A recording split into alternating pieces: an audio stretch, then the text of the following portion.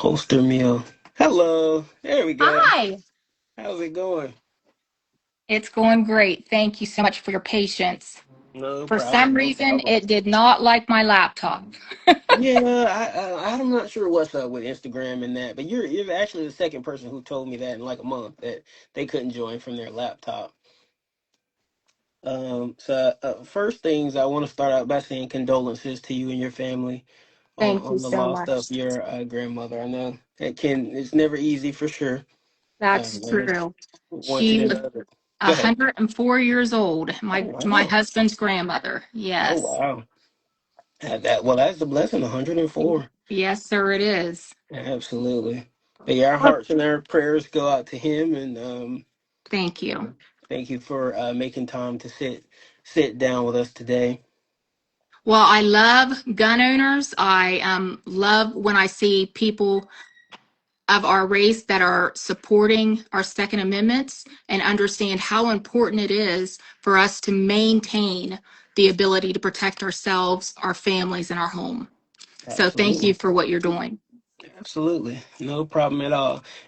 I've been doing this for about 5 years now, and pretty much for the same reason, just seeing the need of our people to be out training, using our weapons responsibly, and defending ourselves. We have a long history and tradition of doing so, and we need to have more people out educating, and I'm just giving them a platform to share it. So we have Well, thank you. probably Thank you over a very thousand much. firearms instructors in the African American community. So Well, pretty excited about that. But I did want to ask you, I guess to start out, give us a little bit of your background and what made you decide to run for governor of Ohio. I apologize. My husband's getting the phone holder so I can You're all put the good. phone up so I'm not so wiggly here. So, but You're all good. But I had two of my foster children that were shot and killed by law enforcement officers. Sorry to My hear. husband and I have a large family of law enforcement officers and military. Our son is active duty military as well. And Okay. after my first foster son was shot and killed, his name was Donovan. And I started having people that contacted me asking me if I would consider running for governor at that time. My husband and I we were just so devastated, to have a child that we knew and that we loved be shot and killed. So we then just I said, no, this isn't something I'm wanting to do. I'm going to try to bridge the gaps between law enforcement and our people with mental illnesses. So almost exactly a year later, after trying to facilitate meetings and get together with other government officials that refused to speak to me about how we could solve this issue and how we could bridge the gaps.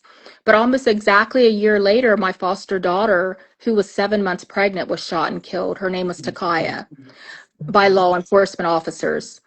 And at that time, I said, God, I hear you. I hear Mhm. you. I understand what you want me to do, and you will not have to ask me again. So, so at that time, we just started praying and trying to figure out exactly how to go about this. And here I am. Here I am. I have a unique perspective because most parents that have two children that were shot and killed wouldn't be Second Amendment supporters, but I definitely am. I Absolutely. definitely am. My husband and I started Ohio Hunting Lodge in 2015.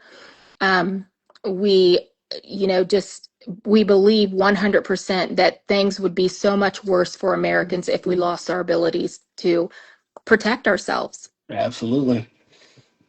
It's extremely important now with everything that's going on in the world and the current state of our government, to have that ability to protect ourselves because we cannot always count on others to protect us. Not We at must all. be able to Not at all. defend ourselves and our community. Yep. That's absolutely correct because we've had so much distrust and lack of transparency with our government that we do not want to allow anyone to disarm us. And I say they will only get my guns prying them out of my cold dead hands because we've been through that before, and we do not need to go through our inability to protect ourselves and our families. Absolutely, not at all. Um, so obviously you're running for governor, and from that seat, there's a lot of Second Amendment laws that you can affect in your state. Um, Absolutely. And in luckily, I'm in Ohio, and we are a very strong Second Amendment state. And what state are you in again? I'm in South Carolina. Okay. And how are they with the Second Amendment supporters and things? We lag behind like Georgia. We just got constitutional carry, so that's a plus. But yeah, we lag like Georgia got it maybe 6 to 8 months before us, and then South Carolina finally came along. North Carolina's the same way, so we won't lead, but we do kind of keep up with the region. So it's getting better now. Constitutional carry. We really don't have any sort of like um, bans on rifles or anything like that. 21 to have your permit. 18 you can open carry. So it's definitely getting better for sure. That's good. That is good. One of our supporters is familiar with the Ohio Hunting Lodge. He says he's glad to know it. He's an avid bow hunter, but tends to avoid a lot of outfitters for obvious reasons. He will look you up when he comes to Ohio. Awesome. Awesome. Awesome. Absolutely. So, Now, we are not scheduling hunts for the next hunting season because of campaigning and also, just some of the sickness and disease that our deers have been suffering from here. absolutely. Yeah. So, when I was preparing for this, it was very hard to find information on you. And then I saw that you were running independent. Obviously, the videos that were sent with how you were treated at the what was that, like a meeting set up for candidates? Uh, No, I am running as a Republican. I have always voted Republican. hmm Um, but when I waited, I helped out with President Trump's campaign, and I'm the one that made the It's Okay commercial for people of color to vote hmm Republican. Okay. Um, I waited until after his campaign to go to the Ohio Republican headquarters to hmm announce to them that I was running for governor. And the gentleman he just went crazy. Yeah. He just literally went crazy. And it was, it was shocking because I have worked with these people for 20, 30 years, trying to help other Republicans get elected. And hmm for things to work the way they did for me, it was terrible. But and they have went above and beyond to block me. Um, they've threatened media. They've threatened everybody that you can imagine. They've told the clubs and the organizations not to invite me, not to allow us to speak. Just one thing after the other. And it's and this is how things work. This is how things work, unfortunately. But we are going to change that. Now, when you did a Google search and things like that, you were still having problem finding our information? So no, I was able to find like your campaign information, but like independent polls and things like that, I didn't see a lot of those. I was able to Yeah. find your, but yeah, I saw a lot on some of the other ones, Mr. Ramaswamy and the like. I saw a lot of his stuff, Yeah. but I couldn't find a lot of independent information on you. So I was just on the website, just looking through the things that you were able to put out, the photos of you actually using your firearms. One thing I Yes. always check for is the firearm safety, and you were spot on with that. So it lets me know you really do use your fire. You really do Yes, use I your do. firearms, not just for photos, for sure. And you own a farm, is that? Yes, we live in the Okay. middle of a 100-acre farm in Appalachia, Ohio. Okay. I used to tell my students I live in a log cabin in the middle of a 100-acre farm like Winnie the Pooh. Absolutely. Absolutely. So, one thing I will be honest with you: if you were just a politician, I would not have sat down with you. But I can tell that you are actually a person, just like everyone else, a family person, and you really do care about what you Yes, I say. do. Yes, I do. And I'm not a politician. I'm a wife, a mother, a military mom, and an entrepreneur. But, more importantly, I'm someone who understands what it's like to work and serve and fight for everything that I have. It's it was really eye-opening for me to step out and run for governor because the most experience I've had in politics is helping other campaigns and being elected to school board. I was the Hmm. school board president. But we have to stand up. We have to stand up and we have to fight for what we believe in. And I hope that when people see my story that they understand that. A lot of people are very interested in my story because I will be the first ever Black female elected governor in the United States of America. I will also be the first elected female governor in Ohio. So, Wow. this is a very historical race, and people do have a lot of interest because I am making a great way to be elected. I am really, I was the first to announce back in November of 2024, and Hmm. people were saying you don't have a chance. Why are you doing this? You don't have a chance. Now, a lot of the news media are betting that I win this race. Hmm. So I mean, it's been a drastic change, but still, just like with what you said with the polling results, when they do polls, because Vivek Ramaswamy is their chosen one, Hmm. and when they do polls, they don't ask them about Heather Hill. They don't allow them to have the option. Or if they do allow my name to be put in, it's 25% of what is being offered when with the other polling members. Yeah. So things are really stacked against me. They're really stacked against me. But what I want people to take away from my campaign is we don't give up. We don't give up. Um, since we've been in this country, it's been a fight to be Well, heard. It's been a absolutely. fight to demand our place at the table. But we don't give up. We don't sit back. And a lot of people are like, well, why are you still running as a Republican? Why don't you run as a Democrat where you can be accepted and loved and wanted? Because I don't believe in what they believe in. I'm not going to sell my soul to get elected. I believe that my Lord Jesus Christ called me into this fight, and I'm going to fight it honorably. Absolutely. I did want to ask a question. I know your son is serving, and thank him for his service.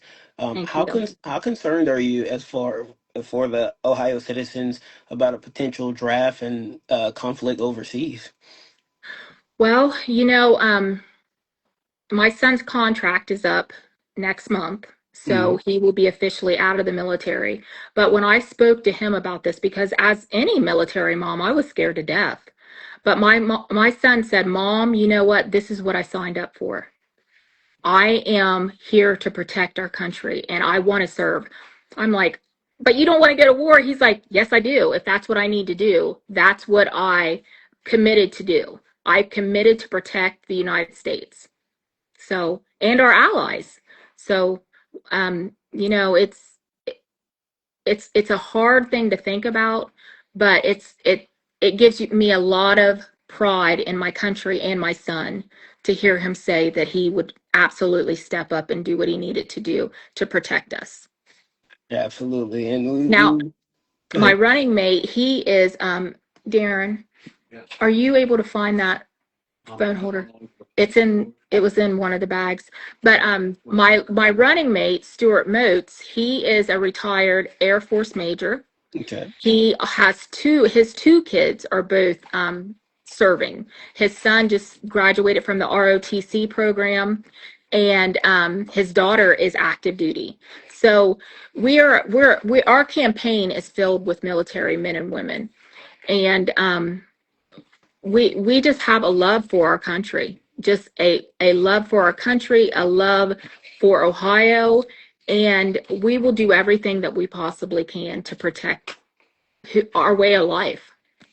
Absolutely. Yeah, well, that is And certainly it good to hear. and I don't mean to keep interrupting you, but No, one no, no, other go ahead. thing I just thought about, a lot of the reason that so many people are afraid to attack us on our own soil is because of our Second Amendment rights. Because they Absolutely. know if they come into the United States, every citizen is going to be fighting against them. We are not a country that's just going to sit back and do nothing. We are going to protect our own with everything that we have. Absolutely. 100% agree. So, I did want to pivot because I know. Ooh,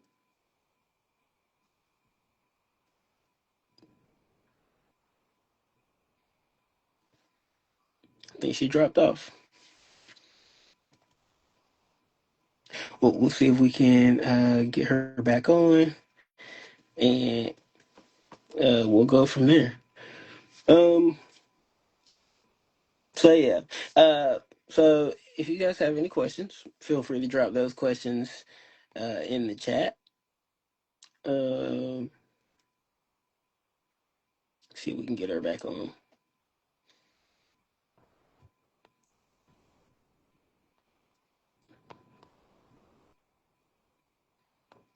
Have a couple more questions.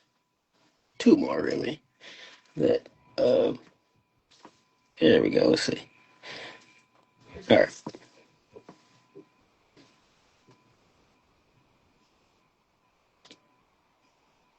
there we go. Well, welcome back in. Oh, it's frozen. Vivek, yes, she is. There you Oh, go. There you go. I can hear you now. You're back. okay. Somehow I lost you. We're having all kinds of issues tonight. Yeah, absolutely. So yeah, right before you had dropped off, I was gonna ask you a question, about like red flag laws. Are you in support of red flag laws, or rather, what are your feelings on red flag laws? Explain to me exactly what you mean by red flag laws. So down in Florida, which is one of the first places I heard about it, it was basically how if you are deemed to be a threat by not by yourself but by someone outside, that they can come and take your firearms, is in the simplest form. So, a threat to law enforcement or just a threat to anyone? Threat to anyone. Oh my goodness. We would never go through for that in Okay. Ohio. Never. Absolutely. Okay, that's all. That's really all I needed to know. Because I mean, it really sounds No, outrageous, and we'd have a gunfight in the yard. yeah, it's a little more complex than that. But that's the simplest form of it. Like anyone Oh could report my. in, "Hey, I'm a little concerned about this person," and then they come in. So yeah, well, that's good to know. So we can put that out of the way, and then and, there questions about the economy and things like that. But that's more of there you're limited to what you can do in your state. Yeah. So I won't bore you with those. But I did have one question. As a African American woman, I'm assuming that your family descended from slaves here in the United States. Yes, sir. So I wanted to get your thoughts on your feelings on reparations and where you stand on those. Now, I am only three generations from slavery. My great grandparents were slaves on the almond plantation in Virginia. We were brought in from Ghana, Africa. I do not believe in reparations. The people that enslaved my great grandparents are no longer here. My great grandparents are no longer here. I don't even understand how that can be a thing because I don't want somebody coming back on me and saying, hey, your great grandparents did this, that, and the third, and now we want you to pay for it. And I don't think it's fair for anyone else. Now, what are your thoughts on that? Obviously there was a lot of wealth that was built on the backs of slaves, and Absolutely. even not just slavery itself, but even like World War II vets were not given their VA benefits and things like that. And wealth was built and passed down that our people were not able to build and pass down wealth. So there should be compensation for that so that we have control over our own schools. We have more economic power as well. I think that would lower the crime rate. We do a good portion of our crime are poverty crimes. So yeah, I'm definitely in support, which is why I wanted to ask the question. It's always good to know, where your candidates stand and things like that. But no, I certainly understand your sentiment of what's in the past is in the past, and Yes. we're moving forward toward the future.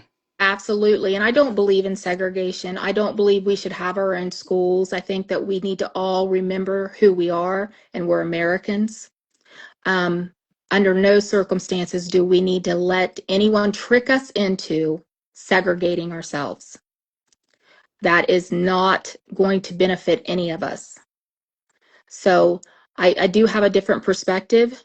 You know, as being a Black woman in Ohio, I don't believe that we should try to force our neighbors to pay for something that their great great grandparents did. Right. Well, not so much our neighbors, but more of the United States. Like when there were over 250 slave uprisings in the United States, and it was the actual U.S. government that came in to put those uprisings down. So the U.S. government facilitated and profited from slavery, and much like when the Japanese were put in internment camps, or even Holocaust victims, which I mean, we didn't really even have anything to do with that. Reparations were paid to them. So that's uh, since since here on this soil, that's probably the largest Holocaust. Definitely the one that the United States government participated in for sure. Um, I just was uh, in support of that wrong being made right. Um, but yes, that was kind of the question that I wanted to ask for sure. And I Uh, respect your opinion. I just no, completely for sure. disagree. I think that we are already so separated. We are already working against each other that if we start to add other things in, it's going to affect who we are and what we bring to the table. So I don't support that. I believe that we need to continue to work to build America as one. We cannot be split, we cannot be separated. We have to work together to protect our country. Absolutely. No, I certainly understand where you're coming from. And anyone in the chat, if you have any questions, feel free to drop those in the chat. We do have some comments. Let's see. Undead Prophet says, "I'm glad you don't support reparations." Sunny says, "How about we teach financial literacy in school and home? That is very important." Absolutely.